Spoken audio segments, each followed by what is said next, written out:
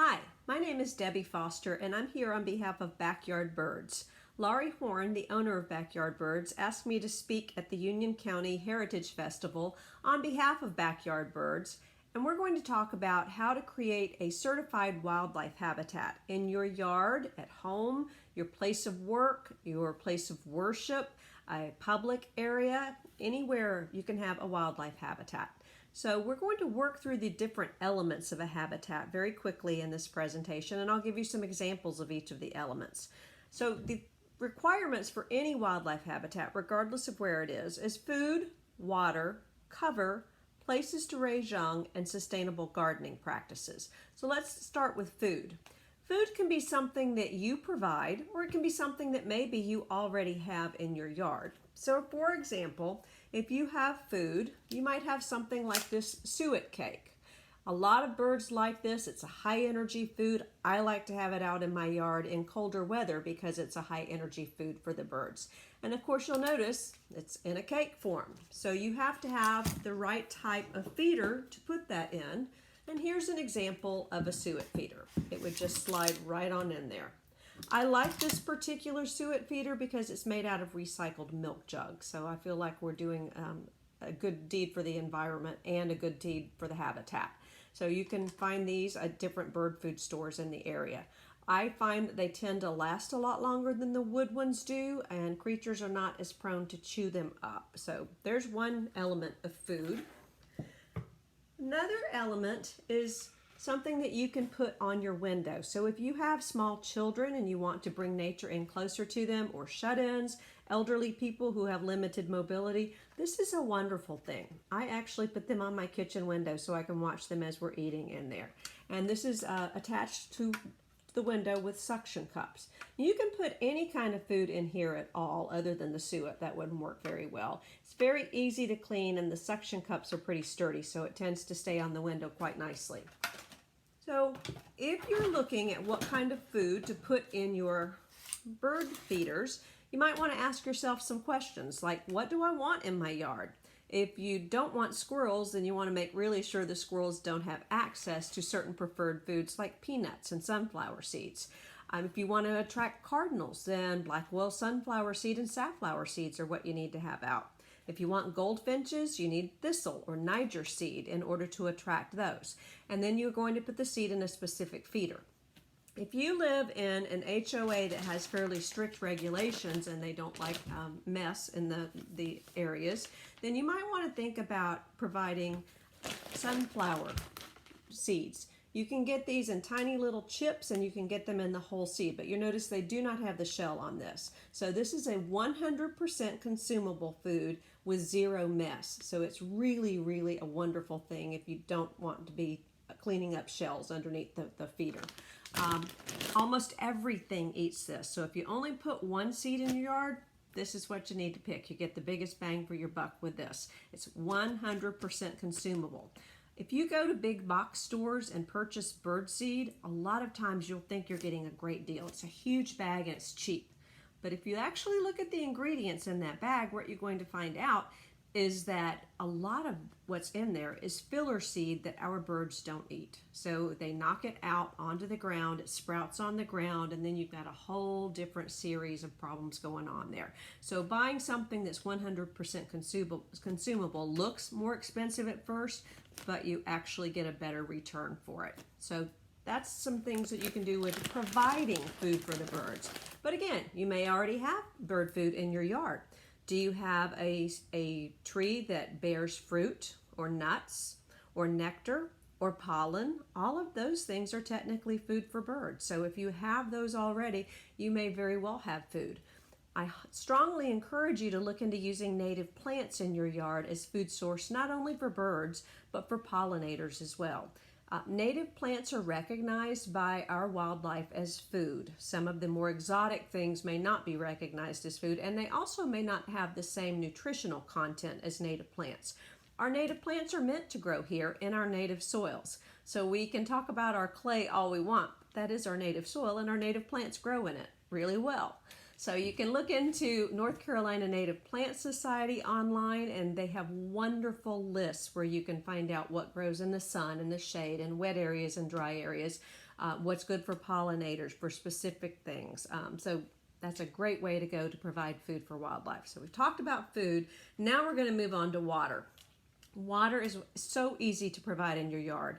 If you've got a low spot in your yard that tends to stay wet, that's technically a water source. If you have a stream, that's a water source. If you don't have those things, you can get the bottom to a terracotta flower pot and put water in that and put it on a deck rail or on a stump or down on the ground, because different animals bathe and drink in different locations. So some will be perfectly comfortable in a bird bath that's raised off the ground, while others want to actually get water from the ground area itself. So that's a really cheap and easy way. Bird baths are great. They're beautiful, and there are so many different forms of them now. You can get very lightweight ones. You can get ones that are made out of glass, ones that are metal, ones that are concrete, ones that are a resin product. So it's really, really easy to find a bird bath that suits you. So what I did is I did bring in an example of a bird bath. And I like this one because it's pretty flexible. So this one, lightweight, has a tray that comes out, very easy to clean. And this one has a chain on it, so you can hang it from a branch on a tree. You can hang it from a shepherd's crook. You can basically put it anywhere you want to in your yard. So that's a really quick way of providing water. And then I really like accessories. So I have accessories in my bird baths in my yard. One of the accessories I have is called a water wiggler. We know that mosquitoes lay eggs in stagnant water, right? And so if we can keep the water moving ever so slightly, that will deter the mosquitoes from laying the eggs in the water. So the purpose of this water wiggler is to jiggle in the water. It runs on batteries, and it keeps the water fresher longer, and it deters mosquitoes from laying eggs in it. So great win-win situation. And then this is my very, very, very favorite accessory for a water feature. It's called a dripper mister. We know that birds are attracted to the sound of running water, and so you can set this to drip very slowly, just drip, drip, drip. Again, it will keep the water agitated slightly so the water stays fresher longer. Mosquitoes don't want to lay their eggs in it, but it also alerts birds to the sound of water in the area, and so they come in to bathe on your bird bath or drink from your bird bath. If you don't want to do the drip, you can mist instead. So I actually use the mister function more than anything. And the great thing about this is some birds will bathe just by flying through the mist, like hummingbirds, for example. So you can turn this mist on and get to sit there and watch the birds coming to it.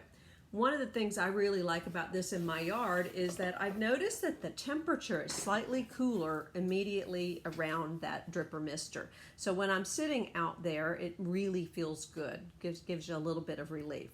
So water's very easy to provide. We do have to keep it liquid in the winter. Birds still bathe in cold or weather or even frozen temperatures.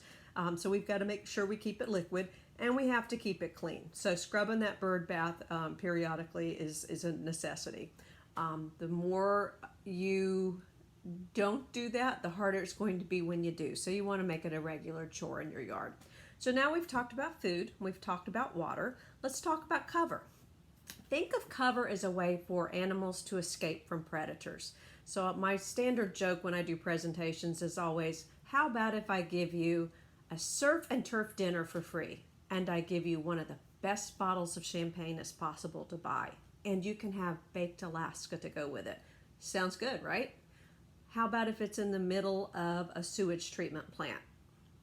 Doesn't sound so good now, does it? And if you were a prey animal and you're out in the middle of an open area and there are no trees, shrubs, or bushes to dart into cover, you can see that that's not so appealing. So one of the things we can do in our yard is to provide cover by putting up different layers in our yard. So we can have ground cover, we can have low shrubs, we can have medium shrubs, high shrubs, different sized trees, and all of those layers give birds a chance to escape into cover should a predator come by. That predator might be a hawk or a raccoon, even a black snake, but it gives them a place to hide and protect themselves. Gives them more of a chance to survive. So food, water, cover, places to raise young. So it's very easy to do this. Some birds will nest in trees and shrubs. Some birds actually nest on the ground. That's pretty interesting when you see one of those. A lot of birds in this area will use nest boxes, but they won't use just any nest box. They're pretty preferential about what they want to use. So I brought a very standard example of a nest box. This one's a really nicely made box. It's nice and sturdy. It has an area that opens on the side. Just flip this panel up for easy cleaning, and you can peek on the babies if you want to every now and then. So that's kind of cool. And you can see that it's got a facade on the front of it. Sometimes helpful critters want to rearrange our birdhouses. So raccoons and flying squirrels might actually chew on this. So this keeps your birdhouse better longer. It'll deter them from getting to it.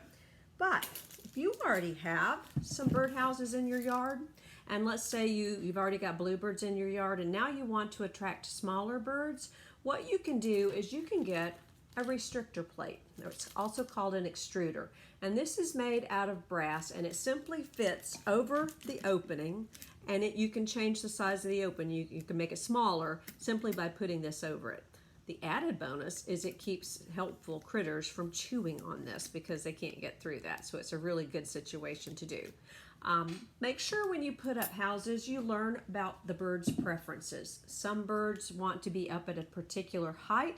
Some want to face in a particular direction. Some want to be a certain distance from another bird of the same species. So bluebirds, for example, are very territorial, and you've got to separate their houses by a wide margin. Bluebirds will sometimes not let smaller birds nest right next to them unless they can't get into the box. So there's another use for the extruder plate. So food, water, shelter, places to raise young. The last thing we'll talk about is sustainable gardening practices. And I just call that a common sense approach to creating wildlife habitats. If you work in your yard because you love seeing wildlife, you love seeing the birds, you love seeing chipmunks, maybe you love seeing snakes. You know, we've got beneficial snakes that are great to have in our yard. But it doesn't make sense to attract all of those things into our area and then to use harmful practices that can hurt or kill the wildlife in your area. So let's talk about using things like Roundup. I'm not saying never, ever, ever use Roundup, but I am saying think it through before you do that. Think about the conditions under which you would use it. So, for example, you wouldn't want to use it on a windy day when you can't control where it goes. You might want to put it in a craft sponge applicator, cut the edge of a plant, and immediately dab it with the Roundup and the applicator so that it's drawn down into the ground as opposed to the broadcast spray method. Sometimes it's just easier to pull things by hand than using harmful chemicals. Let's talk about the mosquito spraying program. So what eats mosquitoes? Birds, okay? Birds feed their babies insects. They consume huge amounts of insects during breeding season. So by poisoning the mosquitoes, we're actually poisoning the birds as well.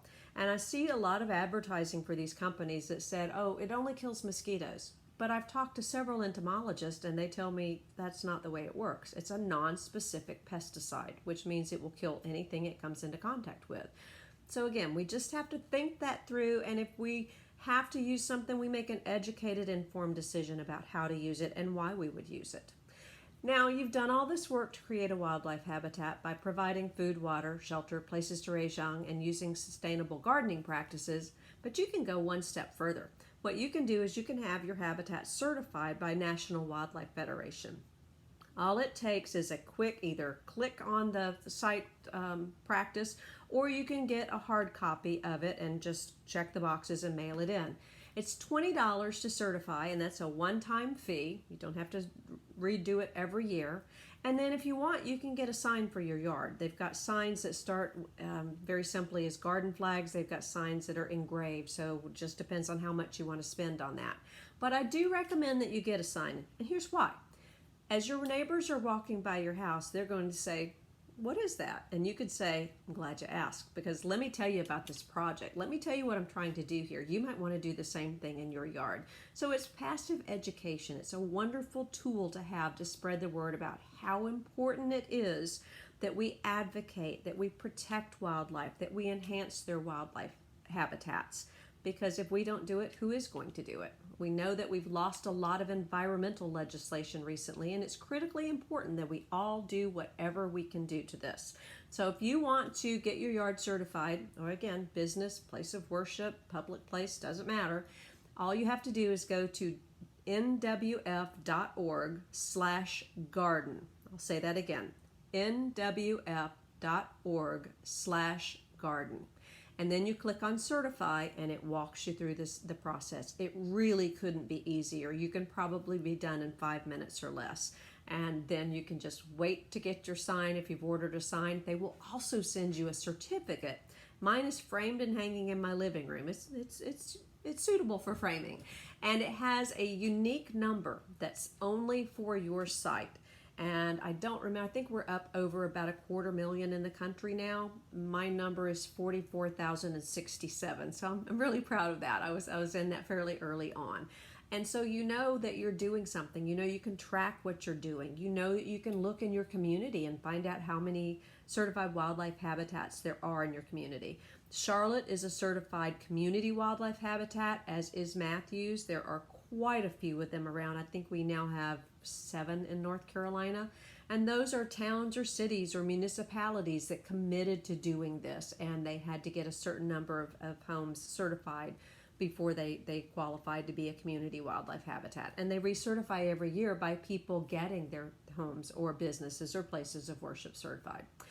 So I know that was a lot of information in a quick manner, but I hope that you remember that Backyard Birds is committed, as you are, to protecting and enhancing wildlife habitat for all animals, not just birds, but for all animals. And you can do this by providing food, water, cover, places to raise young, and sustainable gardening practices. Thanks.